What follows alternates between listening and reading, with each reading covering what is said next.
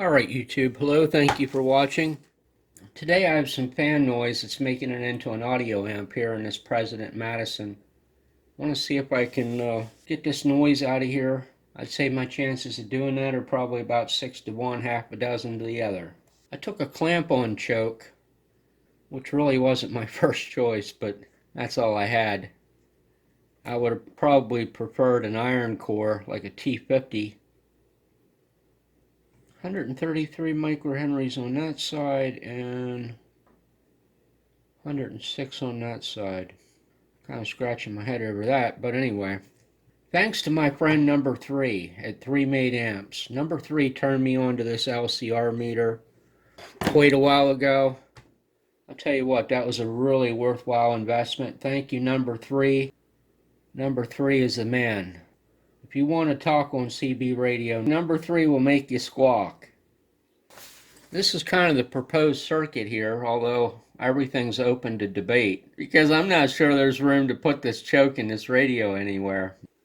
8 turns on there and 8 turns on there, and they're wound out of phase.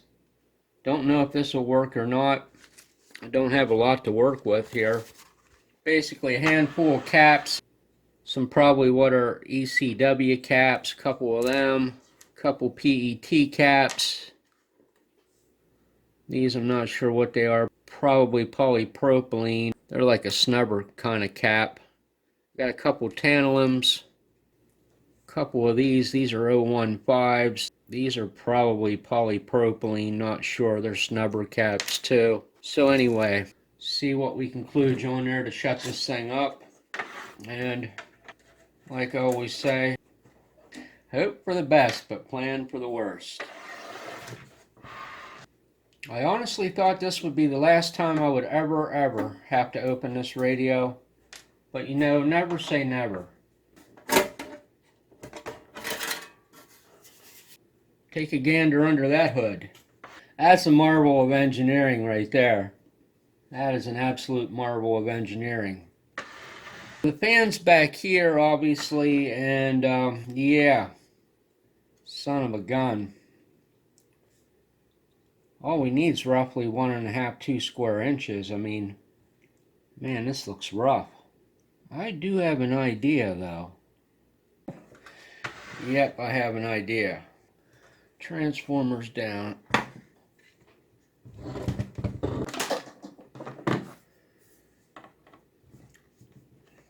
If you think that side was bad, you ain't seen nothing yet. This son of a gun needs to go into the Radio Hall of Fame right here. You know, kind of surprising though. None of the screw holes are stripped out in this. Gotta kind of read into what I'm saying to you, but... Alright, take a gander at that monstrosity. Well, I don't think there's any place to get that ferrite choke underneath there. So... yeah, I'm kind of leaning towards what I was thinking there. So the fan wires are down here on this red and black. I've said this before in videos already. But you know, when I look at something, I kind of like, I don't want to say I get overwhelmed, but it's kind of like, oh man, I don't want to have to do this. Not again.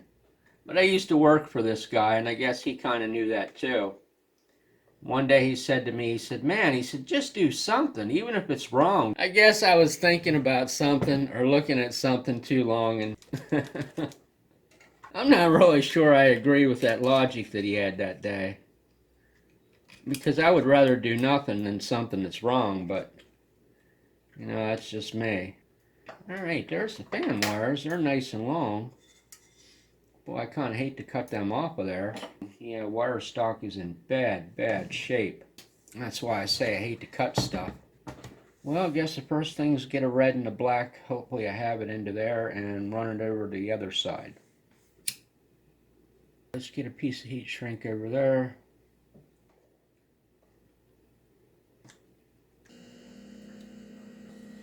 Shove that through there. There it goes. That one back in there. These little things can be a real pain in the ass, especially if you're trying to shove a wire in them and they're mounted this way, because sometimes the wire goes under there somewhere where it's not actually in it. So you got to kind of push and shove while you're tightening it up so you can feel if the set screw actually tightened on the wire or not. Some of these little terminal blocks are worse than others. That one there was pretty good, but some of them the wire kind of doesn't even shove under the screw, it goes somewhere else. And yes, we need one more critical modification here. Needs to come off of there. That was a hysteresis resistor on the voltage comparator for the fan, and it worked fine with the cover off the radio, but when the cover was on the radio, that resistor really didn't do me any justice on there. That should fix that issue. I probably should have showed you how much racket that fan was making, but I didn't even think of it. I just want the noise gone. I wasn't really concerned with recreating the current situation that I had with it. It was pretty bad. Well, obviously I got to get some caps on this board, whether it's the right thing to do or not. So there's a knot here and a knot there. That tells me that this wire and that wire is both the same wire going through the core.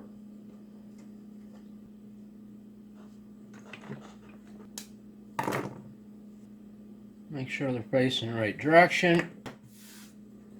An exploding tantalum would not be a good thing. That would null and void my warranty. Put something red there. Something red there. Well, it might get rid of it with just that alone. I'm not taking any chances. I just want this thing done and out of the way. You got to make this as compact as possible. This son of a bitch mic cord. There's one thing that bothers me. It's cords hanging out of something I'm trying to work on. Every time I try to stick the damn soldering iron up, soldering iron goes into the damn mic cord. The damn radio gets tangled up on the line cord all the time. Then you end up dropping the radio on the floor because you tripped over the damn line cord. I don't do well with stuff like that. I really don't.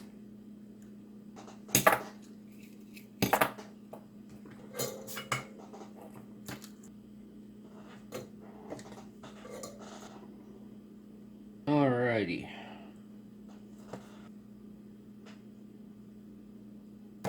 Kind of like so. These are .056s. Panasonic film caps. I think they're ECWs. Something to the effect of the ECW. Alrighty, beautiful.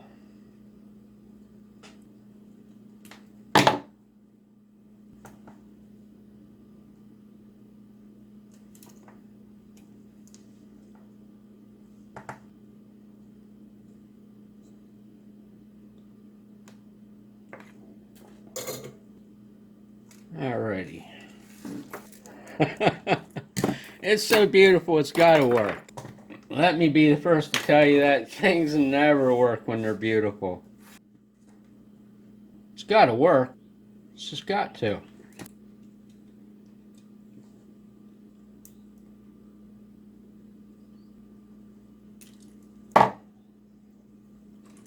Alrighty, so this one goes in there.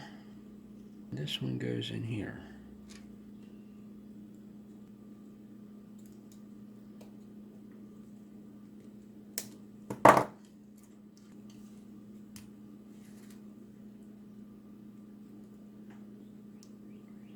And this one goes in here.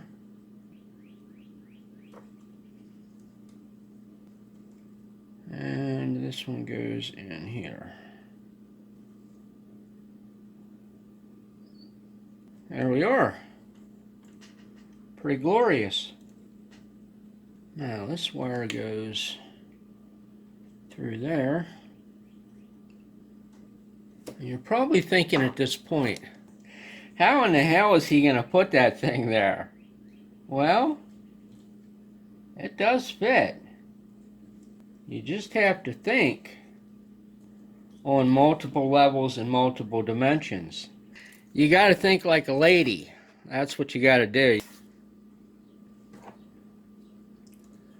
Well, I hope that guy on eBay doesn't see this. If he finds out this is my last piece of Belden number 14 magnet wire in the house, he's going to raise the prices from $60 a roll to $80 a roll for like a, what is it, half pound, 1 pound, something like that. $60. I mean, that's highway robbery right there. Oh shit, yep, I just crimped it again. Why do I keep doing that with these things? I keep forgetting that there's cutters on the side of this, and then I go to straighten shit, and then I nick it. And then of course you know what happens once you nick something, it just snaps off. I don't know if this will be long enough to do what I want to do or not. Pretty straight. 12.2. 12.2 roughly. Sometimes when you're doing shit like this, you just gotta think outside the box.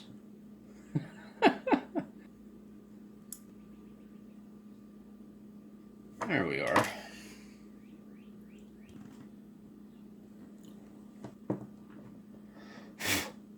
Alrighty, something like that.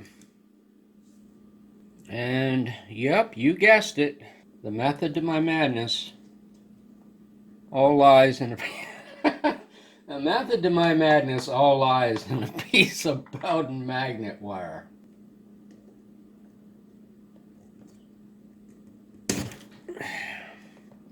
That's what I hate about these things. You can really hurt yourself with these son of bitches. As far as I'm concerned, the person that came up with the straight screw really wasn't much smarter. There we go. So if you want to contribute to my channel, please send Belden magnet wire and tie wraps, because this is the last of the last. I'm just kidding. Oh, that's why I wanted to mark that. Yeah. I remember now. I remember thinking to myself, I gotta make sure I run those capacitors in the right spot and leave a space there. I didn't do that.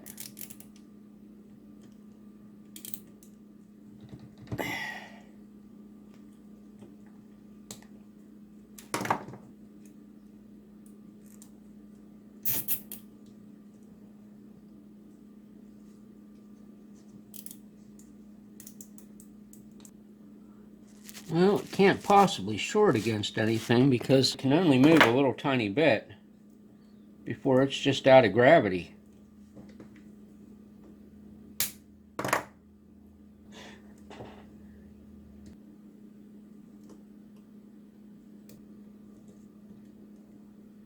It's on there pretty stinking tight. It's not the prettiest thing in the world, but at least the cover will go on. That's always a plus there. Does it set straight? Well, it sets pretty level, because that would drive me nuts if this thing didn't set straight. I think it's good to go. It's not my usual kind of work, but you know, sometimes there's no other options. I mean, the chances of that, yeah, I mean, that thing would never come off of there. It can't spin around a circle. And there's no solder even remotely close to the edge where anything could short. The chassis ground's there, but the tie wraps are over top the chassis ground in between the heat sink and the board, so... And of course the chassis ground wouldn't matter anyway if it's shorted, because it's the same point as this chassis on this heat sink, so... Now... somewhere... there's a wire here.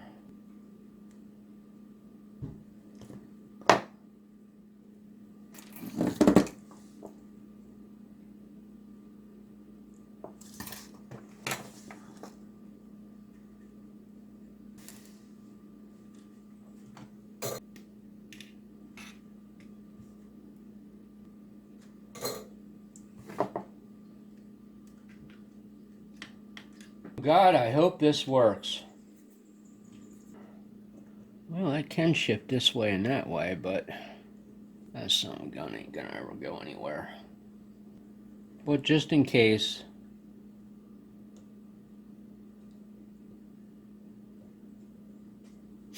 That way it can't shift, but I know it'll never happen. So I need a way to trick this voltage comparator into thinking that the radio's hot. It's 100K at room temperature. So what if I put a 68K across it?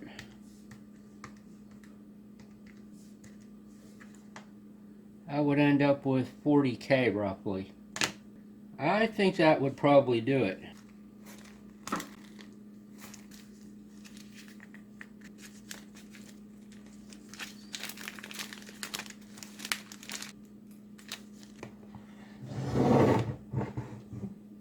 Alright, so the thermistor's right here. Just need to manipulate that thermistor a little bit.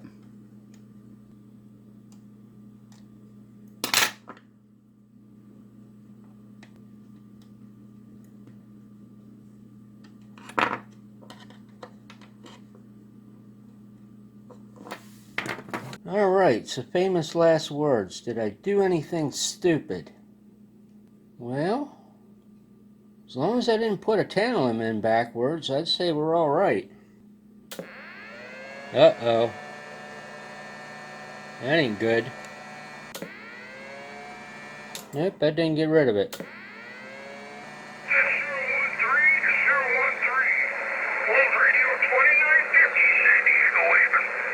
I didn't even put a notch in it. Not even a notch.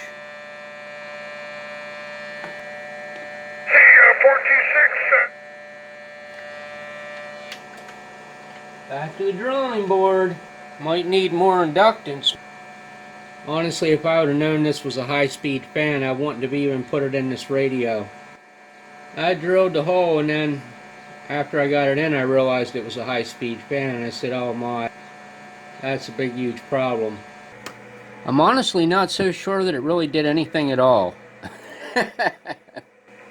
You know, I'm not super surprised with that, because that's a piece of ferrite that I used in there. What I needed was an iron core, and boy, I'm going to have to really work to get this one here, because they varnished the sucker together.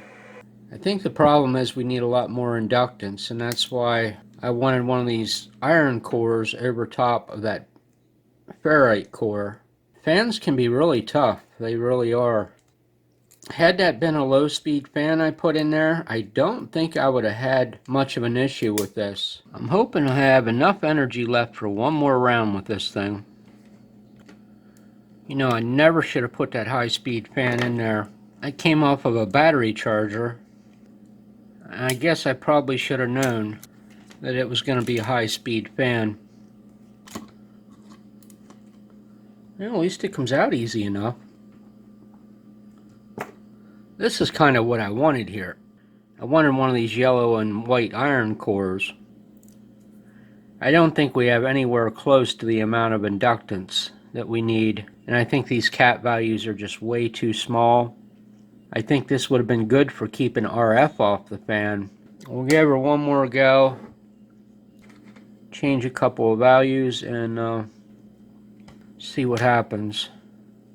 I got a couple of low impedance electrolytics here, and I'm hoping I can squeeze one of them in there. Well, what I might have to do is just move the tantalums to the other side of the board, because these electrolytics definitely got to go there.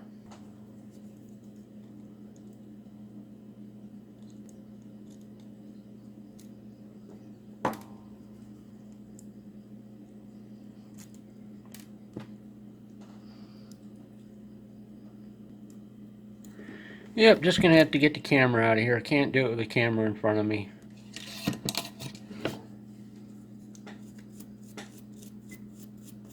Alrighty, let's give this a go. Hope for the best, plan for the worst. If that doesn't do it, that's really all I have to offer at this point.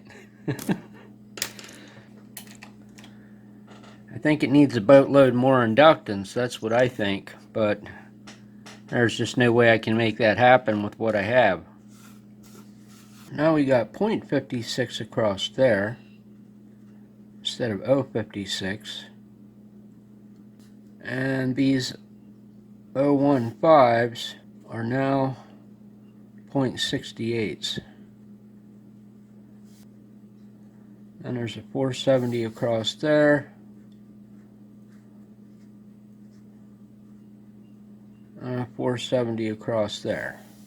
This is the part that I say to you, I bet I'm buying another fan. The radio's not even moving off the bench this time. I'm a little bit smarter about this ordeal. Alright, everything's patched in. Fan should turn on. Speaker's a little bit further away than it was before. I almost forgot. Famous last words. Did I do anything stupid? Well, electrolytics are in the right way. Famous last words. Here goes nothing.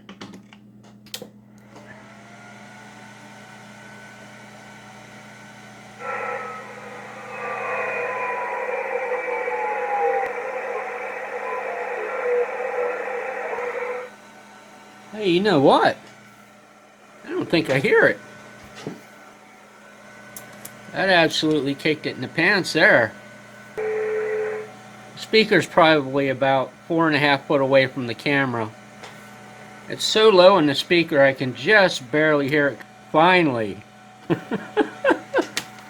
I probably shouldn't say this, but this reminds me of something I saw on YouTube, Married with Children. Al Bundy goes into the music store trying to locate his song he's been going absolutely crazy to find. And he gets up there and hums this part of this tune to this guy. And this guy says, I never heard of it, after he answered 2 other people on their songs. Al Bundy looks up and he says, is it true, God? Is Oprah right? Are you really a big fat woman? I think you see what I'm getting at. No religious slurs in that statement at all, but it was funny.